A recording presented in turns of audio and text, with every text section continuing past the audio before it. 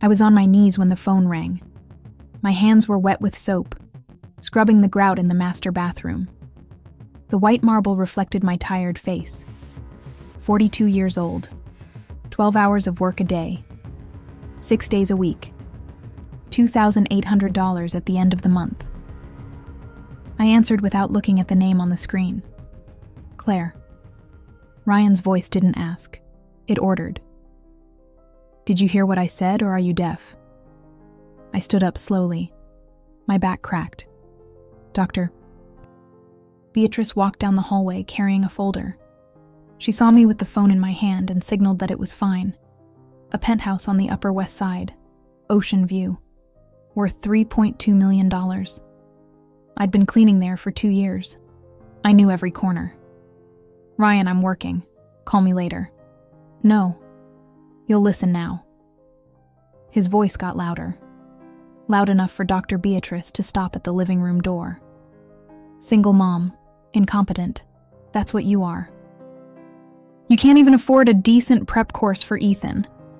He's coming to live with me. Today. Now. My hand squeezed the phone. I could hear the plastic creak. Ethan's fine with me. Fine? He let out a dry, bitter laugh. The kid goes to a public school. He scored 720 on the SAT practice test. 720, Claire. You need 850 to get into med school. He's not going to make it. Not with you. I closed my eyes, took a deep breath. Doctor. Beatrice walked into the room but left the door half open. She wasn't one to eavesdrop, but she also wasn't one to pretend she didn't hear. I pay $800 in child support. $800. That's 28% of my income, Claire. I make $15,000 a month. I live in a gated community. I drive a luxury car. Jessica's an influencer. Ethan's gonna have a $4,500 prep course. Private school. A car when he gets into college. Silence. You'll never be able to give him that. I hung up. I stood there, still. The bucket of water beside me. The rag in my other hand. I didn't know it yet. I didn't know that 5 years later that conversation would destroy Ryan's ego forever. I didn't know that the choice Ethan would make that day would change everything. But at that moment, I just felt the phone vibrate again in my hand. It was a message from him. I'm coming up. The front desk let me in.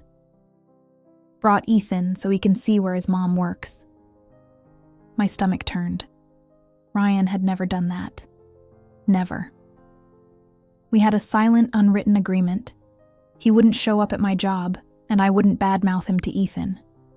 But there he was, breaking everything. The doorbell rang. Dr. Beatrice went to answer it. I was still in the hallway with the bucket in my hand when I saw them. Ryan walked in like he owned the place. Gray suit, shiny shoes, expensive cologne I could smell from across the room. Behind him came Ethan, backpack on his shoulders, eyes on the floor. And Jessica. Straightened hair, high heels, designer purse hanging on her arm. 28 years old, 17 years younger than Ryan. She smiled at me.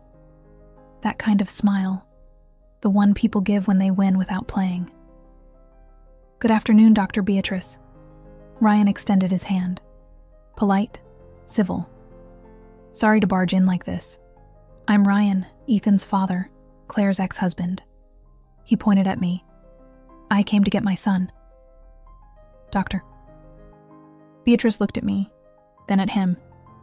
She said nothing, just crossed her arms. Ryan went on. Look at your mom, Ethan. He pointed to the bucket, the rag, my hands red from bleach. Scrubbing floors at 42. Is this what you want to become? Silence. Ethan didn't lift his head. With me, you'll have a $4,500 prep course, private school, a car when you get into college. My chest tightened, but I said nothing. I had learned not to. Jessica leaned against the kitchen counter. Perfect nails. Engagement ring probably worth 6 months of my pay. Ryan went on. He always did. Ethan, you choose now. If you stay with your mom, I'll stop paying child support. Not a dime more. It's over. If you come with me, you'll have everything she never could give you. I heard Dr. Beatrice take a deep breath beside me. Ryan pulled his phone from his pocket and checked the screen. It's 2:30 p.m. You've got until 6 o'clock to decide. 6 p.m., Ethan.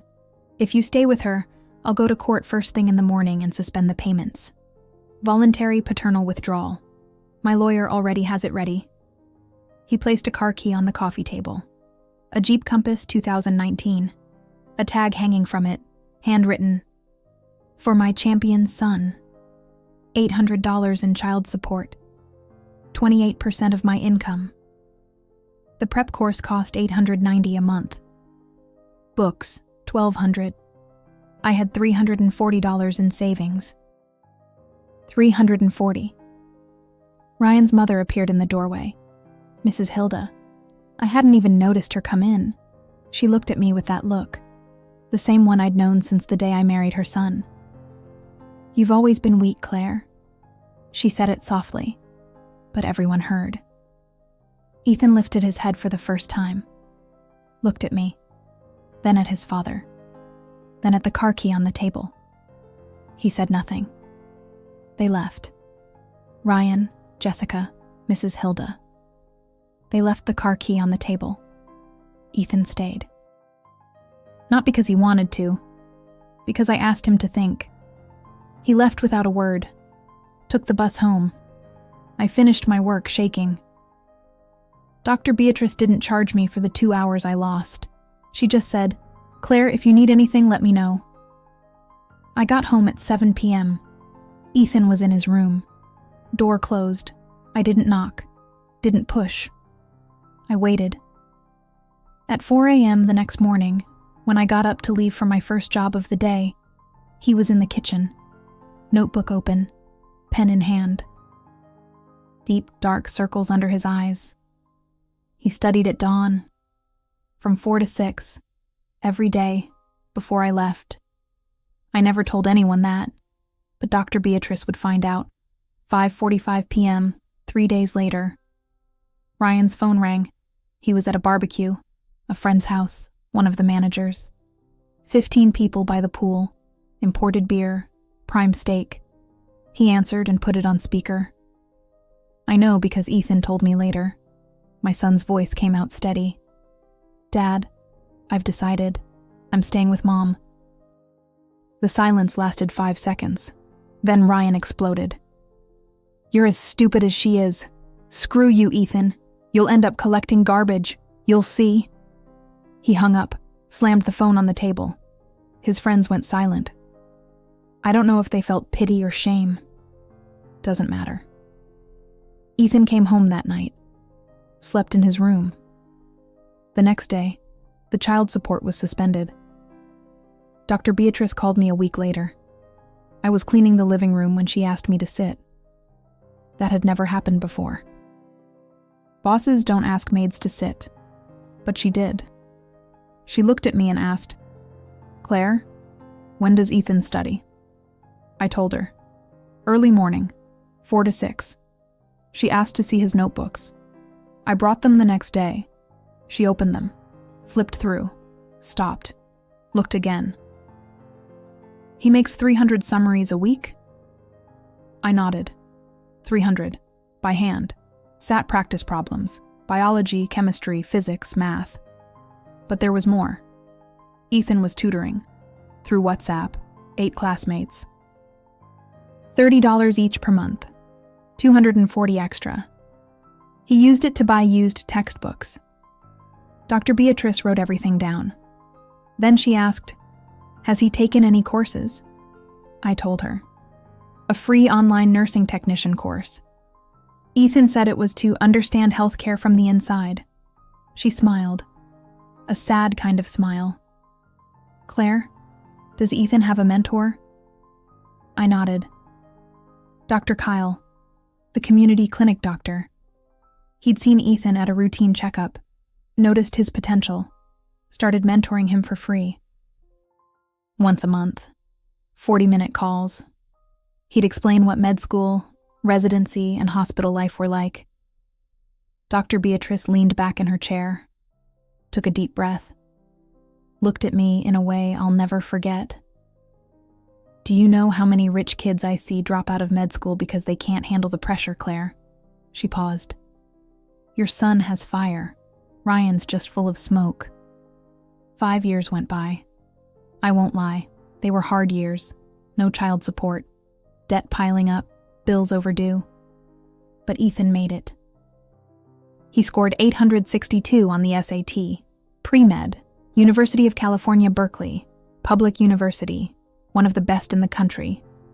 I kept cleaning houses, but now I clean doctors' offices too. Medical clinic, $3,800 a month. Ethan graduated at 22, GPA 3.9, top of his class.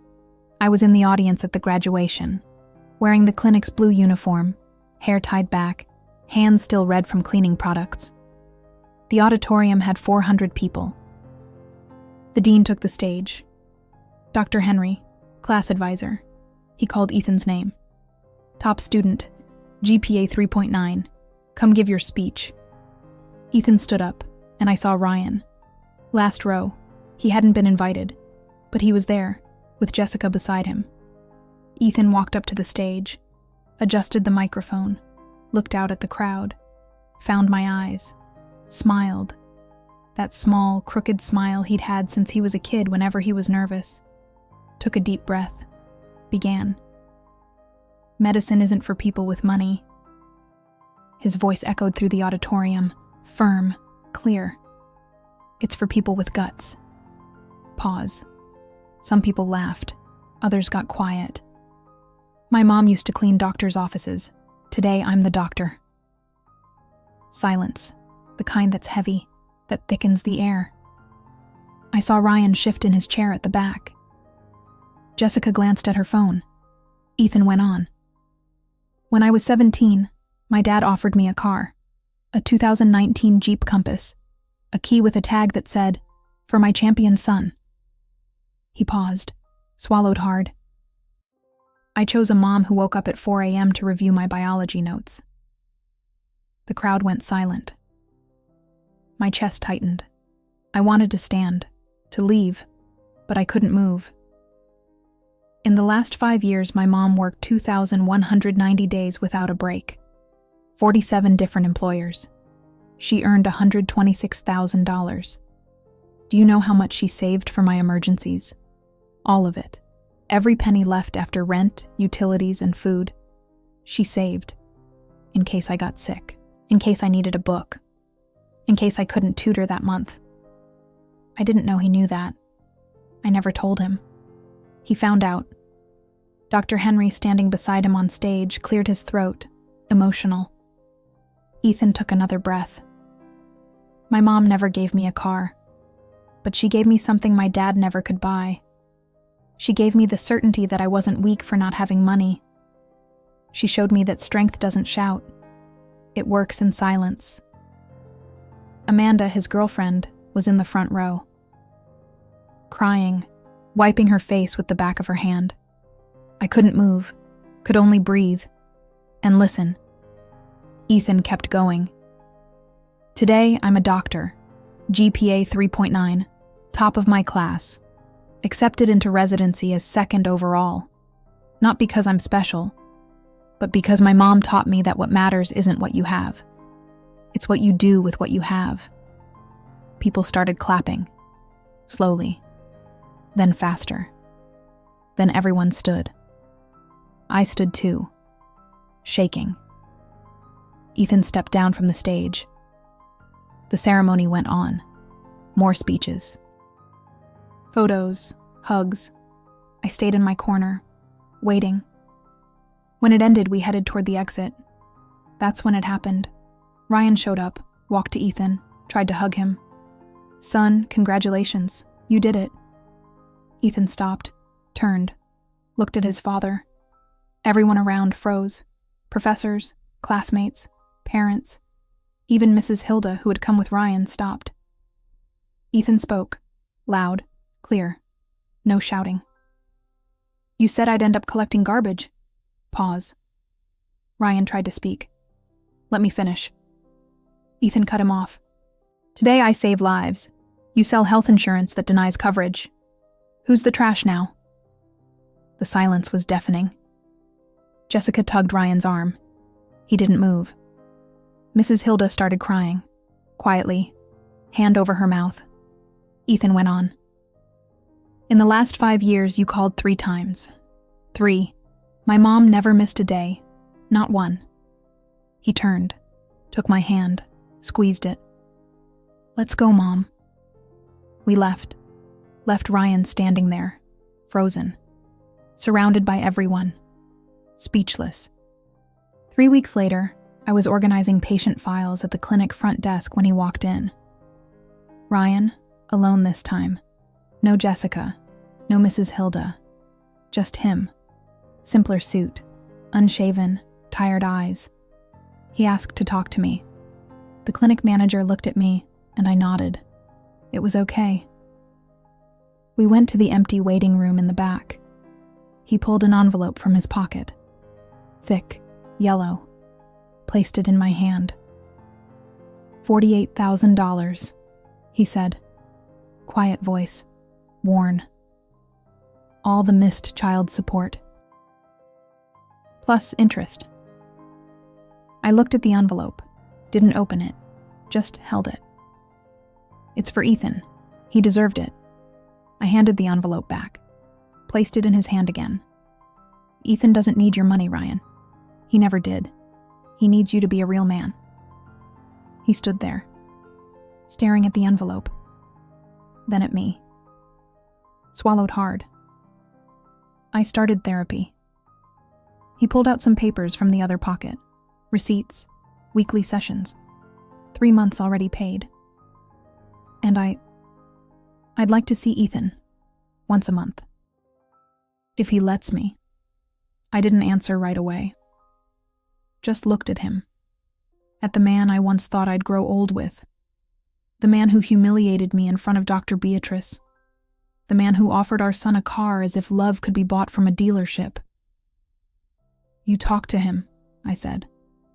But if he agrees, you show up for real, not for appearances. You come to help with his project. Ryan frowned. What project? I smiled. For the first time in years, I smiled at him without anger. Ask your son. Ethan agreed. With one condition. Ryan had to volunteer at the nonprofit he and Amanda had founded. SAT prep classes in underserved communities. Ryan would handle logistics, transporting materials, setting up classrooms, coffee for students. He accepted and followed through every Saturday, 6 months straight. They didn't become best friends, but they started having lunch once a month. Mrs. Hilda called me one day, apologized, cried on the phone, said she'd been unfair. I forgave her, not because she deserved it, but because I deserved peace. Today, I'm the clinic coordinator, $5,200 a month. Ethan works in public health, his first job as a doctor. On his desk, there's a photo. Him and me on graduation day. Handwritten caption in his messy handwriting. Thanks for never giving up, Mom. Last week, I texted my friend Melissa, who still works as a housekeeper. She asked if I still hated Ryan. I thought. Typed slowly. He called me incompetent. 5 years later, my son wears a white coat and saves lives. Competence doesn't shout, Melissa. It works in silence. She replied with a heart emoji. I smiled, turned off my phone, and went back to work.